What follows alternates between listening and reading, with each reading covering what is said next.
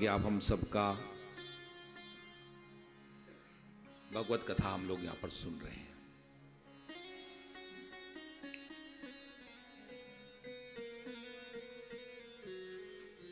जीवन का परम पाथी हमको यहां से प्राप्त हो रहा है। संतों का सिद्धांत किस तरह से जीवन में वो परम आनंद आए, ये हमारे ऋषियों ने हमको बताया है और उसी का तरीका हम लोग यहाँ पर श्रवण कर रहे हैं कि जीवन परिपूर्ण आनंद रूप कैसे हो सकता है।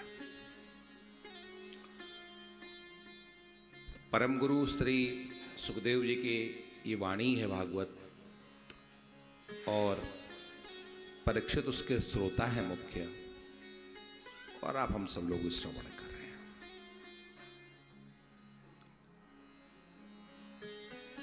कल हम लोगों ने अंत में भगवान वामन का दर्शन किया था। भगवान वामन बन करके आए थे।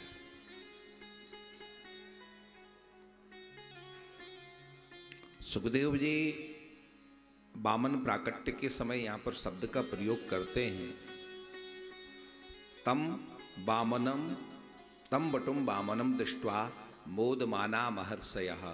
भगवान वामन जब आए तो सबको बहुत प्रसन्नता हुई, सबको बहुत आनंद हुआ। कल वामन आए थे तो आपको भी अच्छा लगा कि नहीं लगा? लगा था ना। भगवान आते तो अच्छा लगता ही लगता, और छोटे से वामन थे, बहुत प्यारे लग रहे थे।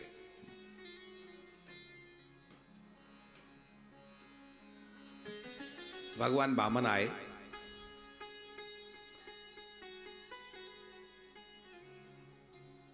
भगवान का जात कर्म इत्यादि संस्कार हुआ, और उसके बाद भगवान वामन का उपनयन हुआ है, जनेऊ संस्कार हुआ है। और यहां भागवत में वर्णन है कि किसने क्या क्या दिया है।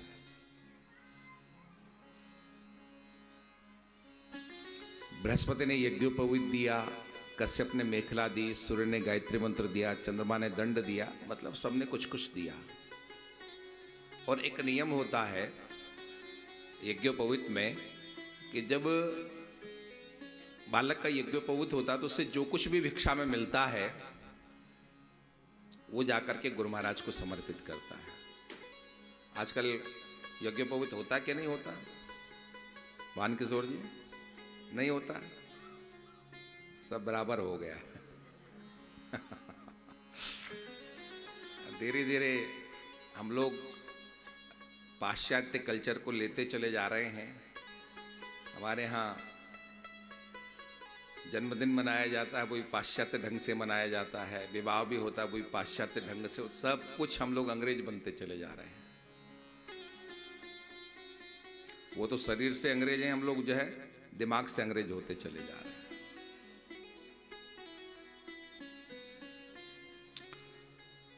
तो ऐसा नियम था, चलो आप लोग को नहीं पता तो मैं बता देता हूं। ये नियम था और आज भी है। जहाँ यज्ञोपवीत होता है, यज्ञोपवीत होता है, जनेऊ संस्कार जहाँ होता है, आज भी ये नियम है कि जब उनको कुछ मिलता है तो वो गुरु महाराज को जाकर के समर्पित कर देते हैं, जिनसे उनको दीक्षा मिलती है। तो वामन भगवान ने भी जो कुछ मिला गुरु महाराज के चरणों में जाके समर्पित किया। तो गुरु महाराज ने कहा कि नहीं, इतने से मेरा काम नहीं चलेगा, मुझे और कुछ भी चाहिए। क्या चाहिए? तीनों लोगों का राज्य चाहिए। वामन भगवान ने कहा मैं छोटा सा हूं, मेरे पास तो कुछ है भी नहीं, मैं कहां से आपको तीनों लोगों का राज्य दूं? तो गुरु महाराज ने कहा कि ये बात आप किसी और से कहना जो आपको न जानता।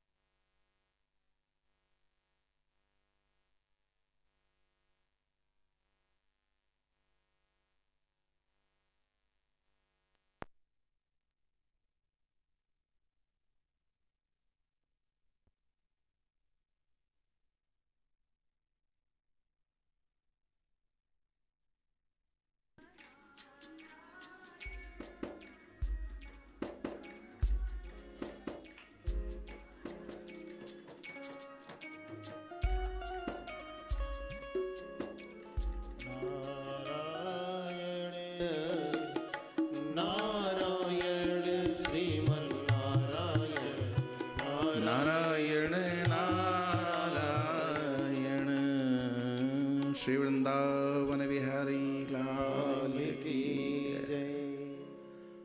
भगवान वामन का यज्ञोपवीत हुआ।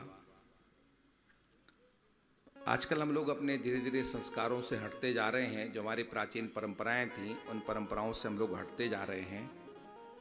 इसलिए आगे पीढ़ी शायद मुझे लगता नहीं कि वो शब्द ये भी समझ भी पाएंगे कि यज्ञोपवीत क्या होता है। जनेऊ वैसे कोई पहनता भी नहीं है, और पहन भी ले तो फिर उतार करके केवल पूजा पाठ में या उस समय होता उसी समय पहन करके फिर उतार दिया जाता है। जल्दी कोई यज्ञोपवीत जनेऊ पहनता भी नहीं। तो भगवान वामन का यज्ञोपवीत हुआ।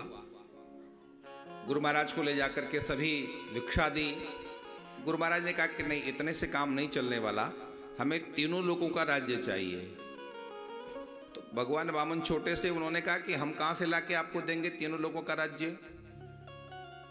गुरु महाराज बृहस्पति ने कहा, ये आप किसी और से कह सकते हैं जो आपको जानता ना हो। मैं जानता हूं कि आप छोटे जरूर हैं, लेकिन यही आपका छोटा रूप नहीं। आप क्या है मैं जानता हूं, आप साक्षात परमात्मा। आप जाके तीनों कहां मिलेगा? बलि महाराज के पास जाओ। बलि इस समय तीनों लोगों का राजा है। कहां पर मिलेंगे बलि? नर्मदा तट में, जिसको आजकल हम लोग कच्छ कहते हैं, वहीं भृगु कच्छ। और वहीं पर गुरु शुक्राचार्य के सन्निधि में, गुरु शुक्राचार्य के निर्देशन में बलि महाराज यज्ञ कर रहे थे। भगवान छोटे से बालक, भगवान पहुंचे हैं भृगुकच्छ में बलि महाराज के यज्ञशाला में। और जो ही बलि ने महाराज को देखा है, वामन भगवान को देखा है, स्वागतम ते नमस्तुभ्यम ब्रह्मन किम करवामत। भगवान आइए, आपका स्वागत है। आपके घर में भी कोई ब्राह्मण आए ना, कोई संत आए, तो मुंह मत बना लेना, उनका स्वागत करना। क्या करना? स्वागत करना। आप लोग क्या सोचते हो कि पंडित जी आए तो शायद कुछ दक्षिणा देनी पड़ेगी, लो जेब खाली करनी पड़ेगी। स्वामी जी आए तो कुछ देना पड़ेगा।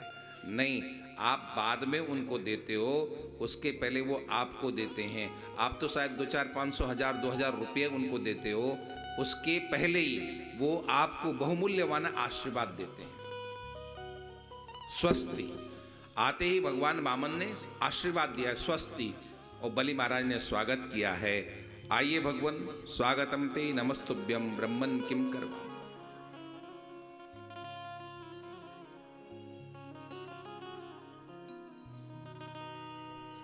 आज बच्चों की संख्या ज्यादा है।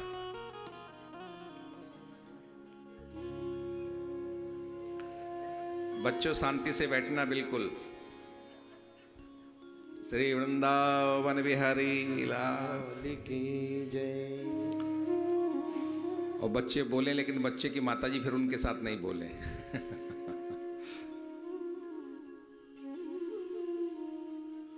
स्वागतम ते नमस्तुभ्यम ब्रह्मन किम करवामते।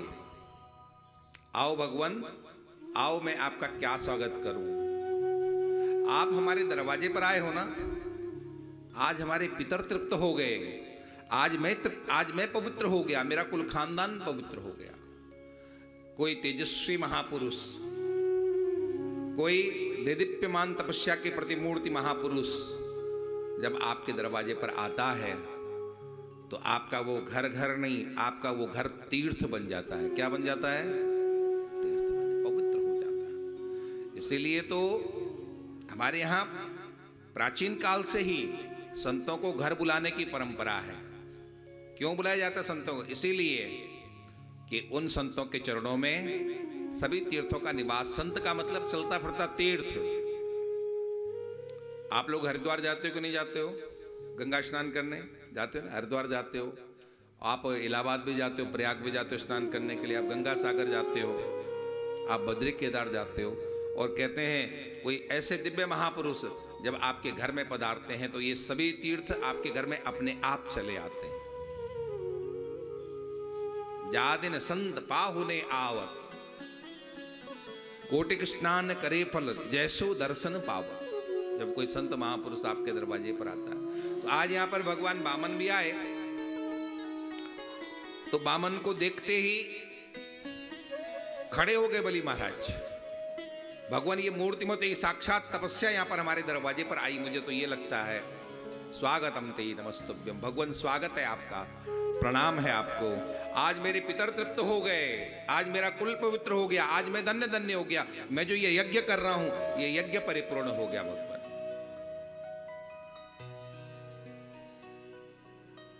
कहिए मैं आपको क्या दूं? आपको कुछ इच्छा है?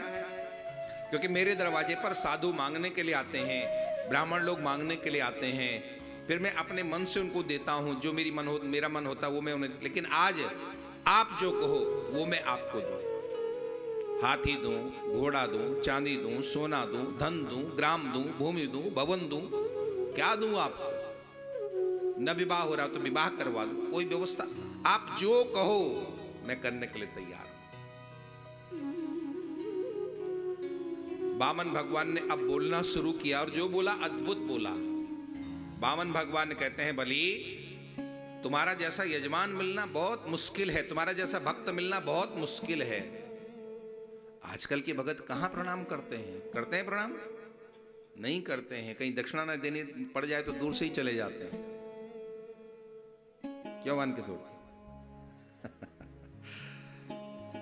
श्री वृंदावन विहारी लाल की जय। बलि तुम्हारा जैसा भक्त कहां मिलेगा जो कह रहा ले लो ले लो ले लो। आजकल तो लोग कोई देने के लिए तैयार नहीं होते, तुम कह रहे हो ले लो ले लो। तुम्हारा कुल धन्य है। और कैसा धन्य है? हमारे कुल की धन्यता 3 लोगों की वजह से होती है।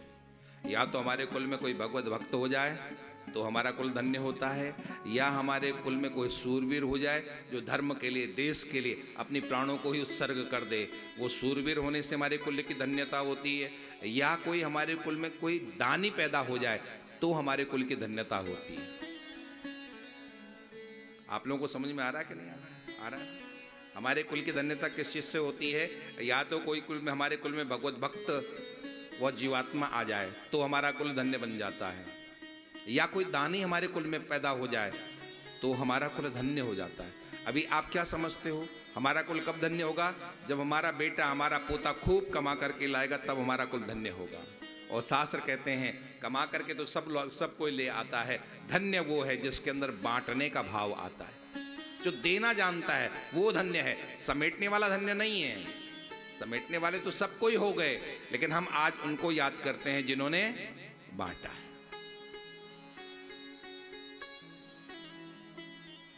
सूरवीर की बात हम करें तो यहां भगवान वामन वर्णन कर रहे हैं तुम्हारे कुल खानदान की।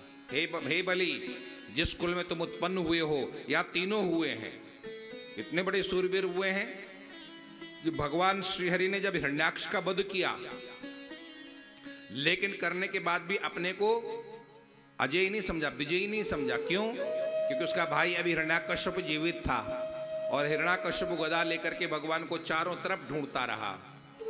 और भगवान को जब कहीं बचने की जगह नहीं मिली तो भगवान उसके हृदय में घुस गए, क्योंकि भगवान को पता है ये चारों तरफ ढूंढेगा, हृदय में तो ढूंढेगा ही नहीं।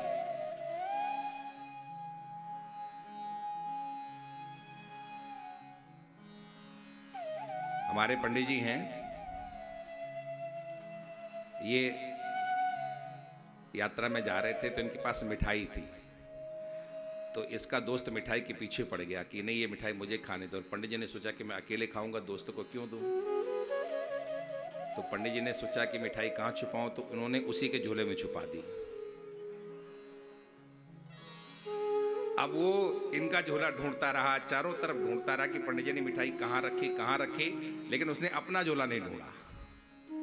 इनका झोला ढूंढता रहा और चारों तरफ देखता रहा कि मिठाई छुपा के रखी कहां है। लेकिन पंडित जी ने क्या चालाकी की थी उन्हें, पंडित जी ने बताया महाराज कभी ऐसा होना तो जो चोर हो उसी की जो है झोले में जाके रख दो, तो अपना झोला तो ढूंढेगा नहीं। भगवान ने भी यही किया। भगवान ने सोचा कि ये चारों तरफ मुझे ढूंढेगा लेकिन अपने अंदर तो नहीं ढूंढेगा, तो भगवान उसे के हृदय में जाकर के विराजमान हो गए। तो तब भगवान बच पाए जब उसकी हृदय में जाकर के भगवान बैठे। तो इतने सूरवीर तो तुम्हारे कुल खानदान में पैदा हुए हैं, तुम्हारे परबाबा हिरण्याकश्यप हिरण्याक्ष। और बात करें भगवत भक्त की तो तुम्हारे कुल में वो प्रहलाद भक्त उत्पन्न हुए हैं जिन प्रहलाद के लिए भगवान को अद्भुत रूप धारण करना पड़ा था, भगवान नरसिंह बन करके आए थे। ऐसे भगवत भक्त प्रहलाद हुए हैं। और कैसे प्रहलाद थे? प्रहलाद के जीवन की दो विशेषताएं हैं। पहली विशेषता यह है कि प्रहलाद सर्वत्र परमात्मा को देखते हैं। क्या देखते हैं? सर्वत्र किसको देखते हैं? परमात्मा। आप लोग बोलते जाना तो नींद नहीं आएगी। श्री वृंदावन विहारी लाल की हाँ, जय। थोड़ा बोलते जाएंगे ना तो फिर नींद नहीं आएगी, नहीं तो नींद बहुत आक्रमण करती है। हमारे संगीत वाले बता रहे थे, महाराज जी बड़ी मुश्किल बात है, यहाँ तो अधरम अधरम होते सब सो जाते हैं,